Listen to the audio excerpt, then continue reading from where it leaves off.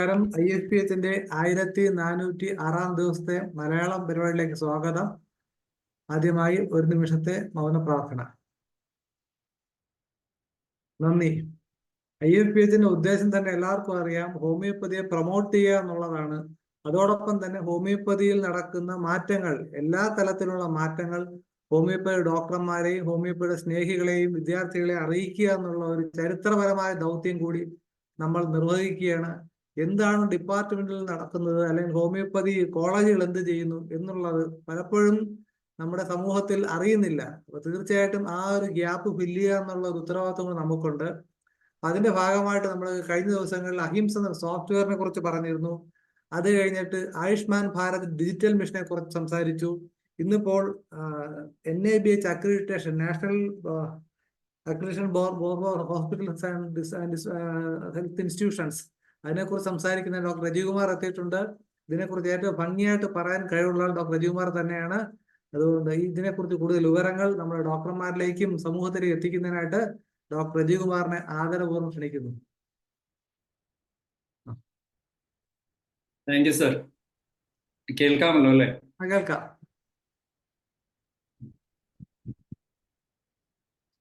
എന്തായാലും IFPHന്റെ എല്ലാ പ്രേക്ഷകർക്കും സ്വാഗതം.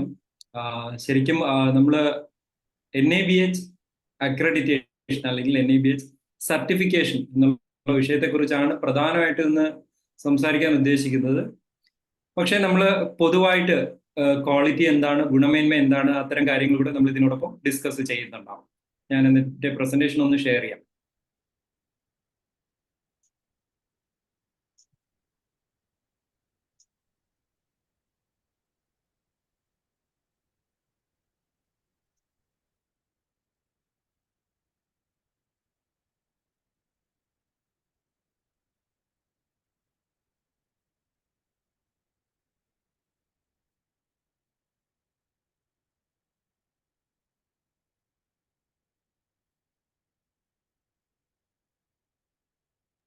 സ്ലൈഡ് വിസിബിൾ ആണല്ലോ?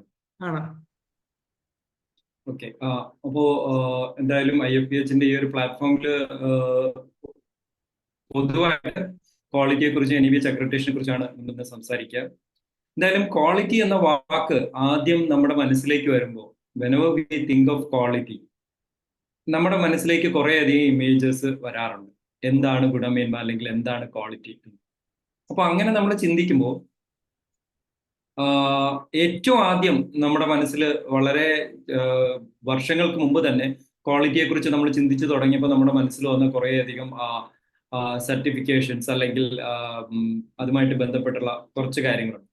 നിങ്ങൾ ഈ കാണുന്നത് പോലെ ഏറ്റവും ആദ്യം നമ്മൾ ക്വാളിറ്റിയെ കുറിച്ച് കേട്ടപ്പോൾ നമ്മൾ ആദ്യമേ കേട്ടിട്ടുണ്ടാവാൻ സാധ്യതയുള്ള ഒന്നാണ് ISI മാർക്ക്. അങ്ങനെയൊക്കെ നമ്മൾ ഒത്തിരി കേട്ടിട്ടുണ്ട്. ഇന്നിപ്പോ നമ്മൾ വളരെയധികം ഡിസ്കസ് ചെയ്യപ്പെടുന്ന BAS പോലെയുള്ള കാര്യങ്ങൾ.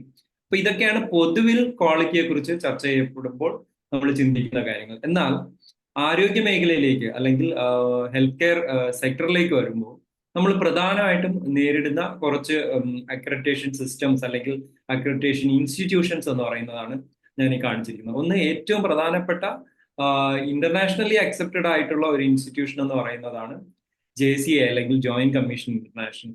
അതേസമയം നമ്മൾ ഇന്റർനാഷണലി ഈ ഓർഗനൈസേഷൻസിന്റെ ലിസ്റ്റ് എടുക്കുമ്പോൾ ഏറ്റവും പ്രധാനപ്പെട്ട ഒരു ഓർഗനൈസേഷൻ എന്ന് പറയുന്നത് international society for quality assurance, ISQA. അപ്പൊ ഈ ഒരു ഓർഗനൈസേഷൻ ആണ് ഇന്റർനാഷണലി എല്ലാ സർട്ടിഫൈയിങ് ബോഡീസിനെയും സർട്ടിഫൈ ചെയ്യുന്നത്. അതായത് ഉദാഹരണത്തിന് നമ്മൾ ഇനി പറയാൻ പോകുന്ന NABH അല്ലെങ്കിൽ ഈ JCI, NHSRC ഇതിനെയൊക്കെ സർട്ടിഫൈ ചെയ്യുന്ന ഒരു അപ്പെക്സ് ബോഡി, നമ്മൾ ലോകാരോഗ്യ സംഘടന എന്ന് പറയുന്ന ഒരു അപ്പെക്സ് ബോഡി പറയുന്നത് പോലെ ക്വാളിറ്റിയിലെ ഒരു അപ്പെക്സ് ബോഡി എന്ന് പറയുന്ന നമ്മുടെ ഒരു ഇന്റർനാഷണലി അക്സെപ്റ്റഡ് ഓർഗനൈസേഷൻ ആണ് ISQA. അതുപോലെ ഏഷ്യയിൽ നമുക്ക് Asian society for quality assurance ഉണ്ട്. അപ്പൊ ഇതിന് കീഴിൽ അക്രഡിറ്റഡ് ആയിട്ടുള്ള കുറെ അധികം അക്രഡിറ്റേഷൻ ബോഡീസ് ഉണ്ട്. അതിലൊരു പ്രധാനപ്പെട്ട അക്രഡിറ്റേഷൻ ബോഡിയെ കുറിച്ചാണ് നമ്മൾ ഇന്ന് സംസാരിക്കാൻ പോകുന്നത്. അതെന്ന് പറയുന്നത് നിങ്ങൾക്ക് എല്ലാവർക്കും അറിയാവുന്നതുപോലെ NABH കുറിച്ച് വിശദമായിട്ട് നമ്മൾ സംസാരിക്കുന്നതിന് മുമ്പായിട്ട് നമ്മൾ ക്വാളിറ്റിയെ കുറിച്ച് കുറച്ച് കാര്യങ്ങൾ ശ്രദ്ധിക്കുകയാണ്. ക്വാളിറ്റി എന്ന വാക്ക് നമ്മുടെ മനസ്സിലേക്ക് വരുമ്പോൾ നമുക്ക് ആദ്യമേ തോന്നുന്ന കുറേ കാര്യങ്ങളുണ്ട്. ക്വാളിറ്റി എന്ന് പറഞ്ഞാൽ നമ്മൾ പലപ്പോഴും വ്യക്തികളെ കുറിച്ച് പറയാറുണ്ട് ക്വാളിറ്റി, അതുപോലെ നമ്മൾ ഇൻസ്റ്റിറ്റ്യൂഷനെ കുറിച്ച് പറയാറുണ്ട്. അപ്പൊ പേഴ്സണൽ ക്വാളിറ്റി, അതുപോലെ ഇൻസ്റ്റിറ്റ്യൂഷണൽ ക്വാളിറ്റി, അതും അല്ലെങ്കിൽ നമ്മൾ ചില എന്താണ് ഒരു വസ്തുക്കളെ കുറിച്ച്, ഇപ്പോൾ ഏതെങ്കിലും ഒരു ഒബ്ജക്റ്റിനെ കുറിച്ച് അതിന്റെ ക്വാളിറ്റി. അപ്പൊ ഈ ഓരോ തരം ക്വാളിറ്റിക്കും പലതരം മാനദണ്ഡങ്ങൾ ഉണ്ടാവും. ഒരു വ്യക്തിയെ നമ്മൾ അളക്കാൻ ഉദ്ദേശിക്കുന്ന ക്വാളിറ്റി ക്രൈറ്റീരിയ ആയിരിക്കില്ല ഒരു ഇൻസ്റ്റിറ്റ്യൂഷനെ അളക്കാൻ നമ്മൾ ഉപയോഗിക്കുന്ന ക്വാളിറ്റി ക്രൈറ്റീരിയ. അതിൽ നിന്ന് വളരെ വ്യത്യസ്തമായിരിക്കും ഒരു ഒബ്ജക്റ്റിനെ അല്ലെങ്കിൽ ഒരു മെറ്റീരിയലിനെ അളക്കാൻ നമ്മൾ ഉപയോഗിക്കുന്ന ക്വാളിറ്റി ടൂൾസ്. അപ്പൊ ഇത്തരത്തിലുള്ള ധാരാളം ക്വാളിറ്റി ടൂൾസ് ഉണ്ടെങ്കിലും പൊതുവിൽ നമ്മൾ ഒരു ഇൻസ്റ്റിറ്റ്യൂഷന്റെ ക്വാളിറ്റിയെ കുറിച്ച് ചോദിച്ചു കഴിഞ്ഞാൽ നമ്മുടെ മനസ്സിൽ പെട്ടെന്ന് വരുന്നത് നമ്മുടെ ഫോർഡ് അദ്ദേഹം നൽകിയ ഒരു ഡെഫിനിഷനാണ്. നിങ്ങൾ പലരും കേട്ടിട്ടുണ്ടാവും ആ ഒരു ഡെഫിനിഷൻ. അപ്പൊ ഇതാണ് ആ ഡെഫിനിഷൻ പറയുന്നത്: quality is doing things right when no one is looking. നമുക്ക് വളരെ നിസ്സാരമായിട്ട് പറയാവുന്ന ഒരു കാര്യമാണെങ്കിലും നിങ്ങൾക്ക് മനസ്സിലാവും, മറ്റാരും ശ്രദ്ധിക്കപ്പെടാതിരിക്കുമ്പോൾ നമുക്ക് കാര്യങ്ങൾ കൃത്യതയോടുകൂടി ചെയ്യാൻ പറ്റുന്നുണ്ടെങ്കിൽ അതിനെ നമുക്ക് ഗുണമേന്മ എന്ന് പറയും. നമുക്ക് ഒരുപക്ഷെ അറിയാം, നമ്മുടെ ഹോമിയോപ്പതിയുടെ പിതാവായ ഡോക്ടർ സാമുവൽ ഹനിമാൻ ആദ്യമായിട്ട് ഇത്തരത്തിലൊരു എന്താണ് മെഡിക്കൽ ഫീൽഡിൽ ഒരു ക്വാളിറ്റി വേണം എന്ന് പറഞ്ഞ് വ്യക്തമായ ഒരു കൺസെപ്റ്റോടുകൂടി വന്ന ഒരു വിഷകരനാണ്. കാരണം എന്തിനും ഏതിനും ഒരു അടിസ്ഥാന പ്രമാണം ഉണ്ടാവണം. അല്ലാതെ ഉപഭോഗങ്ങൾ കൊണ്ടോ ഒരു എന്താണ് കൺജങ്ചർ കൊണ്ടോ അതല്ലെങ്കിൽ വളരെ ബേസ്ലെസ് ആയിട്ടുള്ള കുറച്ച് കൺസെപ്റ്റ്സ് കൊണ്ടോ ട്രീറ്റ് ചെയ്യേണ്ടതല്ല ഒരു ഡോക്ടർ എന്ന് പറഞ്ഞ്, അതുകൊണ്ട് തന്നെയാണ് അദ്ദേഹത്തിന്റെ ഫസ്റ്റ് അഫോറിസത്തിൽ തന്നെ ഓർഗനുണ്ട് പറയുന്നത് മിഷനെ കുറിച്ചാണ്. അപ്പൊ നമ്മൾ ക്വാളിറ്റിയിലേക്ക് വരുമ്പോഴും ശരിക്കും നമ്മൾ പറയുന്നത് എപ്പോഴും ഒരു ഓർഗനൈസേഷൻ അല്ലെങ്കിൽ ഒരു ഇൻഡിവിജ്വൽ അല്ലെങ്കിൽ ഒരു ഒബ്ജക്റ്റ്, ഒരു കമ്പനി, ഒരു ഫാക്ടറി, എന്തും ആയിക്കോട്ടെ, അതിന് ഒരു വിഷൻ ഉണ്ടാവണം, ഒരു മിഷൻ ഉണ്ടാവണം, കുറച്ച് ഒബ്ജക്റ്റീവ്സ് ഉണ്ടാവണം. ഈ വിഷൻ, മിഷൻ, ഒബ്ജക്റ്റീവ്സിലെ ഏറ്റവും പ്രധാനപ്പെട്ട ഒരു കാര്യം എന്ന് പറയുന്നത് ആ ഒരു സിസ്റ്റം കംപ്ലീറ്റ് ആയിരിക്കണം. കാരണം ആ ഒരു സിസ്റ്റത്തിൽ ഇറർ ഫ്രീ ആയിരിക്കണം, കാര്യങ്ങൾ കൃത്യമായി ചെയ്യപ്പെടണം. അത് മാത്രമല്ല, മറ്റാരും ഒബ്സർവ് ചെയ്യാൻ ഇല്ലെങ്കിലും ഈ സിസ്റ്റം കറക്റ്റ് ആയിട്ട് റൺ ചെയ്യണം. ഇതാണ് ക്വാളിറ്റിയുടെ ഒരു ബേസിക് പ്രിമൈസസ് ആയിട്ട് പറയുന്നത്. ഇനി കുറച്ചുകൂടെ കൃത്യമായിട്ട് ഇതിന്റെ ഒരു ഡെഫിനിഷൻ പറയുകയാണെങ്കിൽ നമുക്ക് പറയാവുന്നത് it is a degree to which inherent characteristics fulfil requirements. അതായത് നമുക്ക് മലയാളത്തിൽ പറഞ്ഞു കഴിഞ്ഞാൽ കുറേയധികം അടിസ്ഥാനപരമായ കുറച്ച് ഘടകങ്ങൾ, നമ്മൾ മാനദണ്ഡങ്ങൾ എടുത്തു വെച്ചിട്ട് ആ മാനദണ്ഡങ്ങളിലേക്ക് എത്രമാത്രം ഒരു വ്യക്തി അല്ലെങ്കിൽ ഒരു സ്ഥാപനം അതല്ലെങ്കിൽ ഒരു വസ്തു എത്തുന്നു എന്നുള്ളതിന് നമുക്ക് അതിന്റെ ഗുണമേന്മ മാനദണ്ഡമായിട്ട് കണക്കാക്കാം. നിങ്ങൾക്കറിയാം, ഇപ്പം നമ്മൾ ഒരു കുപ്പി വെള്ളം വാങ്ങിയാൽ അതിൻ്റെ അകത്ത് ഒരു ISI മാർക്ക് ഉണ്ടാവും. അതല്ലെങ്കിൽ ഒരു കടയിൽ നിന്നൊരു പാക്കറ്റ് ഫുഡ് ഐറ്റം വാങ്ങിയാൽ അതിനൊരു ക്വാളിറ്റി മാനദണ്ഡം ഉണ്ടാവും. കാരണം ഈ ക്വാളിറ്റി മാനദണ്ഡങ്ങൾ പലപ്പോഴും പലതരത്തിലായിരിക്കും. നിങ്ങൾ പലപ്പോഴും ഈ ഓറഞ്ചോ ആപ്പിളോ വാങ്ങാൻ പോകുന്ന കടകളിൽ പോലും കണ്ടിട്ടുണ്ടാവും അതിൻ്റെ അകത്ത് ടെസ്റ്റഡ് ഓക്കെ അല്ലെങ്കിൽ ക്വാളിറ്റി ടെസ്റ്റഡ് എന്നൊക്കെ എഴുതിയിട്ടുള്ള സാധനങ്ങൾ. അപ്പം പല രീതിയിലായിരിക്കും ഈ ക്വാളിറ്റി അവർ ടെസ്റ്റ് ചെയ്യുന്ന, അതിന് പല ഘടകങ്ങളും ഉണ്ടാവും. ഇനി നമുക്ക് ഇതിൻ്റെ അകത്ത് ക്വാളിറ്റിയുടെ ഒരു വിലയെ കുറിച്ച്, ഞാൻ നേരത്തെ പറഞ്ഞ ആപ്പിളോ ഓറഞ്ചോ പറഞ്ഞ സിറ്റുവേഷനിൽ പോലും നമുക്ക് മനസ്സിലാവും ഇതിന്റെ ഒരു എക്സ്പെൻസിനെ കുറിച്ച് നമ്മൾ ആലോചിച്ച് കഴിഞ്ഞാൽ ക്വാളിറ്റി എക്സ്പെൻസീവ് ആണോ, അല്ലെങ്കിൽ ക്വാളിറ്റി വിലയേറിയതാണോ, അല്ലെങ്കിൽ ഗുണമേന്മയ്ക്ക് നമ്മൾ വില നൽകേണ്ടി വരുമോ, വലിയ വില നൽകേണ്ടി വരുമോ, നമ്മൾ സാധാരണ പറയുന്ന പോലെ. അപ്പോ അങ്ങനെ പറയുകയാണെങ്കിൽ നമ്മൾ കൃത്യമായിട്ട് നമുക്ക് അതിനൊരു ഉത്തരം ഉള്ളത് തീർച്ചയായും ഗുണമേന്മയ്ക്ക് അതിൻ്റെതായ വിലയുണ്ടാകും. നമ്മൾ പലപ്പോഴും ഹോമിയോപ്പതി ഡോക്ടർമാർ കൺസൾട്ടേഷൻ ഫീ വളരെ കൂടുതൽ വാങ്ങുന്നതിനെ കുറിച്ച് വളരെ വ്യാപകമായ ചർച്ച വരുന്ന കാലഘട്ടമാണ്. അപ്പം ക്വാളിറ്റി ഹെൽത്ത് കെയർ കൊടുക്കുമ്പോൾ അല്ലെങ്കിൽ ക്വാളിറ്റി ക്യൂർ കൊടുക്കുമ്പോൾ, ഒരു കൺവെൻഷണൽ ക്യൂറിൽ നിന്ന് വ്യത്യസ്തമായിട്ട് നമ്മൾ ഒരു ക്വാളിറ്റി ക്യൂർ കൊടുക്കുമ്പോൾ തീർച്ചയായിട്ടും അത് എക്സ്പെൻസീവ് ആകും. എന്ന് നമ്മൾ പറയുന്നത് പോലെ തന്നെ ഒരു ക്വാളിറ്റിയുള്ള ഇൻസ്റ്റിറ്റ്യൂഷനിൽ നമ്മൾ പോവുകയാണ്, ഒരു ക്വാളിറ്റിയുള്ള പ്രോഡക്റ്റ് നമ്മൾ വാങ്ങുകയാണ്, അതല്ലെങ്കിൽ ഒരു ക്വാളിറ്റിയുള്ള ഇൻഡിവിജ്വലുമായിട്ട് നമ്മൾ അസോസിയേറ്റ് ചെയ്യേണ്ടി വരുന്നു, സ്വാഭാവികമായിട്ട് അതിന് നമ്മൾ കുറേയധികം ഇൻവെസ്റ്റ്മെന്റ് ചെയ്യേണ്ടി വരും.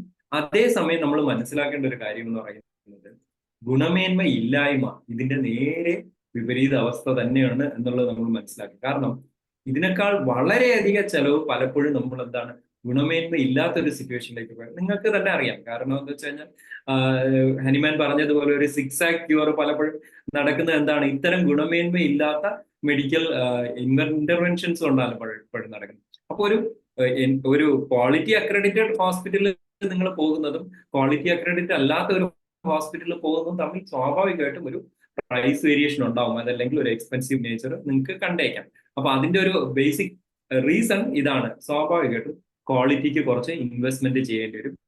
ആ ഇൻവെസ്റ്റ്മെന്റ് സ്വാഭാവികമായിട്ടും ഏതൊരു ഇൻസ്റ്റിറ്റ്യൂഷനും അതിന്റെ റിട്ടേൺ ഓഫ് ഇൻവെസ്റ്റ്മെന്റ് ആയിട്ട് എടുക്കുമ്പോഴും കുറച്ച് എക്സ്പെൻസീവ് ആവും. ഇനി നമ്മൾ എപ്പോഴും പറയാറുള്ളതെന്ന് പറഞ്ഞു കഴിഞ്ഞാൽ, നമ്മുടെ നാട്ടിൽ അല്ലെങ്കിൽ നമ്മുടെ വീട്ടിൽ അമ്മമാർ ചെയ്യുന്ന ഒരു കാര്യത്തെ കുറിച്ച് നമ്മൾ പറയും, ഉള്ളത് കൊണ്ട് ഓണം പോലെ എന്ന് നമ്മൾ പറയും. ശരിക്കും ഒരു നല്ലൊരു ഇൻസ്റ്റിറ്റ്യൂഷൻ വളരെ എക്സലന്റ് ആയിട്ട് ക്വാളിറ്റിയിൽ മുന്നോട്ട് പോവുകയാണെങ്കിൽ ആ ഇൻസ്റ്റിറ്റ്യൂഷൻ ചെയ്യുന്ന ഒരു കാര്യം നമുക്ക് ഈ രീതിയിൽ തന്നെ എക്സ്പ്ലെയിൻ ചെയ്യാൻ പറ്റും. അതായത് ഒരു നല്ല ഇൻസ്റ്റിറ്റ്യൂഷൻ ഒരു നല്ല മാനേജർ ഉണ്ടായിരിക്കണം. ഒരു നല്ല മാനേജർ മാനേജ്മെന്റ് പാഠവും ഉണ്ടായിരിക്കണം.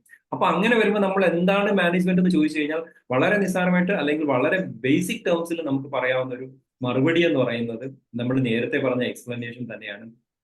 വേണ്ടത്ര വിഭവങ്ങൾ ഉണ്ടെങ്കിലും അല്ലെങ്കിൽ വിഭവ സ്രോതസ്സുകൾ ഉണ്ടെങ്കിലും ആ ഉള്ള വിഭവ സ്രോതസ്സുകളെ അതല്ലെങ്കിൽ റിസോഴ്സസിനെ എത്ര നന്നായിട്ട് നമുക്ക് യൂട്ടിലൈസ് ചെയ്യാൻ പറ്റും, എത്ര എഫക്റ്റീവായിട്ട് നമുക്ക് ആ ഉള്ള റിസോഴ്സസിനെ ഉപയോഗിക്കാൻ പറ്റും, അതിനെ നമുക്ക് മാനേജ്മെന്റ് എന്ന് വിളിക്കാം.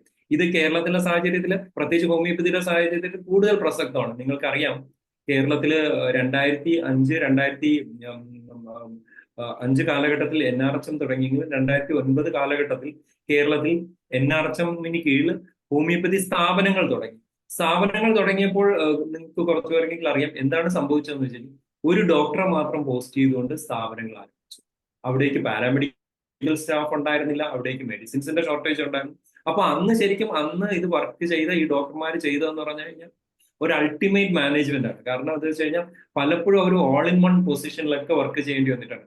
Doctor cum pharmacist cum attender cum even PTS എന്നുള്ള അവസ്ഥയിൽ പോലും വർക്ക് ചെയ്യേണ്ടി വന്നിട്ടുണ്ട്. അപ്പൊ ഇത് മാനേജ്മെന്റിന്റെ ഒരു അങ്ങേയറ്റത്തെ കൺസെപ്റ്റ് എന്ന് നമുക്ക് പറയാം. അതായത് എക്സ്ട്രീം മാനേജ്മെന്റ്, റിസോഴ്സ് ക്രഞ്ച് അല്ലെങ്കിൽ വിഭവത്തിന്റെ വളരെയധികം വിഭവത്തിന്റെ കുറവുള്ള ഒരു സ്ഥലത്ത് നിന്നുകൊണ്ട് വർക്ക് ചെയ്യുന്ന അവസ്ഥ. നമ്മുടെയൊക്കെ പൂർവികരായിട്ടുള്ള നമ്മുടെ വളരെ സീനിയർ ആയിട്ടുള്ള ഡോക്ടർമാരും പറഞ്ഞിട്ടുണ്ടാകും, പണ്ട് കാലത്ത് ആശുപത്രികൾ നമ്മൾ നേരിടുന്ന ഇതേ ഒരു റിസോഴ്സിന്റെ അപര്യാപ്തത. പക്ഷെ ഇന്ന് നമുക്കറിയാം, ഞാനിപ്പോ പറയാൻ പോകുന്ന വെൽനസ് സെന്റേഴ്സിന്റെ ഒക്കെ കാര്യത്തിലാണെങ്കിലും നമുക്കറിയാം, ഇന്ന് നമുക്ക് ഫിനാൻഷ്യലി അത്തരത്തിലൊരു റിസോഴ്സസിന്റെ വലിയൊരു പ്രശ്നം നേരിടുന്നില്ല. സ്വാഭാവികമായിട്ടും മാൻ പവറിന്റെ ഒരു പ്രശ്നം നമ്മൾ നേരിടുന്നുണ്ട്, ഹ്യൂമൻ റിസോഴ്സിന്റെ പ്രശ്നമുണ്ട്. പക്ഷേ ബാക്കി ഫിനാൻഷ്യൽ റിസോഴ്സസിന് ഒരു വലിയ പരിധി വരെ നമുക്ക് നാഷണൽ ആയുഷ് മിഷനും അതുപോലെ നാഷണൽ ഹെൽത്ത് മിഷന്റെ ഒക്കെ ഫിനാൻഷ്യൽ സപ്പോർട്ട് നമുക്ക് കിട്ടി വരുന്നു. അപ്പോ നമ്മൾ പൊതുവിൽ എപ്പോഴും നമ്മൾ ക്വാളിറ്റിയെ കുറിച്ച് സംസാരിക്കുമ്പോൾ നമ്മുടെ മനസ്സിൽ വരേണ്ട ഒരു കൺസെപ്റ്റ്, ആർക്ക് വേണ്ടിയാണ് നമ്മൾ ഈ ക്വാളിറ്റി നമ്മൾ സ്ട്രെസ് ചെയ്യുന്നത്, ഏത് തരത്തിലുള്ള ആൾക്കാർക്ക് വേണ്ടിയാണ്? നമ്മുടെ സമൂഹത്തിലുള്ള ഏറ്റവും ഉന്നതിയിലുള്ള, ഏറ്റവും സൗകര്യമുള്ള, ഏറ്റവും അഫ്ലുവന്റ് എന്ന് നമ്മൾ പറയുന്ന, എക്കണോമിക്കലി ഹയർ പൊസിഷനിലുള്ള, സോഷ്യലി ഹയർ പൊസിഷനിലുള്ള, എഡ്യൂക്കേഷണൽ ലെവലിലും ലിറ്ററസി ലെവലിലും ഹയർ പൊസിഷനിലുള്ള, ബാക്കി ഫിസിക്കൽ ഹെൽത്തിലും ഫിസിക്കൽ സ്കിൽസിലും ഹയർ പൊസിഷനിലുള്ള ഒരാളെയാണോ നമ്മൾ എയിം ചെയ്യേണ്ടത്? അതോ ഏറ്റവും ഡൗൺ റൂഡൺ ആയിട്ടുള്ള, ഇപ്പൊ ഗാന്ധിജി പറയുന്നത് പോലെ ഏറ്റവും റിമോട്ട് ആയിട്ടുള്ള ഒരു ഗ്രാമത്തിലുള്ള, ഏറ്റവും ബുദ്ധിമുട്ട് അനുഭവിക്കുന്ന, socially and financially almost marginalised എന്ന് നമുക്ക് പറയാവുന്ന, അതല്ലെങ്കിൽ ഫിസിക്കലി ചലഞ്ച്ഡ് ആയിട്ടുള്ള ഒരാൾക്ക് കെയർ എത്തിക്കുന്ന തരത്തിലാണ്. അപ്പൊ ഈ ഒരു പാരഡൈം ആണ് നമ്മൾ പൊതുവിൽ ഹെൽത്ത് കെയറിൽ നമ്മൾ നോക്കിക്കാണേണ്ടത്. NRHM കൊണ്ടുവന്നത് തന്നെ റൂറലിലും അർബനിലും ഉള്ള ആരോഗ്യ മേഖലകളിലുള്ള ഒരു ഡിവൈഡ്, അതല്ലെങ്കിൽ ആ ഒരു റൂറൽ അർബൻ ഡിവൈഡ് ഒഴിവാക്കാൻ പറ്റും. അത്തരത്തിലൊരു ഡിവൈഡ് നമ്മുടെ ഇൻസ്റ്റിറ്റ്യൂഷനിലോ നമ്മുടെ ഹെൽത്ത് കെയറിലോ ഉണ്ടാവാൻ പാടില്ല. അതിനെയാണ് നമ്മൾ പറയുന്നത് നമ്മുടെ സിസ്റ്റം ഇക്വിറ്റബിൾ ആക്സസ് ഉള്ളതായിരിക്കണം. അതായത് നമ്മളൊരു സാമാന്യമായിട്ട് നമ്മൾ പറയുന്നത് പോലെ എല്ലാവർക്കും തുല്യ അവസരം എന്നുള്ളൊരു രീതിയിലാവരുത് ഇൻസ്റ്റിറ്റ്യൂഷൻ, പ്രത്യേകിച്ചും ഹെൽത്ത് കെയർ ഇൻസ്റ്റിറ്റ്യൂഷൻ. അതായത് ഇപ്പൊ നമ്മൾ ആശുപത്രിയിൽ OP-യിൽ വരുന്ന രോഗികൾക്ക് 1, 2, 3, 4 എന്ന് നമ്മൾ ടോക്കൺ നമ്പർ കൊടുത്തു.